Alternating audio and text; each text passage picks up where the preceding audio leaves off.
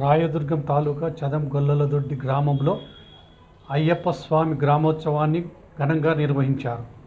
బుధవారం తెల్లవారుజామున 4 గంటలకు మహాగణపతి హోమాన్ని నిర్వహించారు. సాయంత్రం 6 గంటలకు గ్రామంలోని చౌడమ్మాదేవి దేవస్థానం నుండి మహిళలు కలశములతో వెంటరాగా స్వామివారి ఊరేగింపును ప్రారంభించారు. కేరళ వాయిద్యాలు అందరినీ ఆకట్టుకున్నాయి. కార్యక్రమంలో గ్రామంలోని ప్రజలు అధిక సంఖ్యలో అయ్యప్ప స్వామి గ్రామోత్సవంలో పాల్గొన్నారు.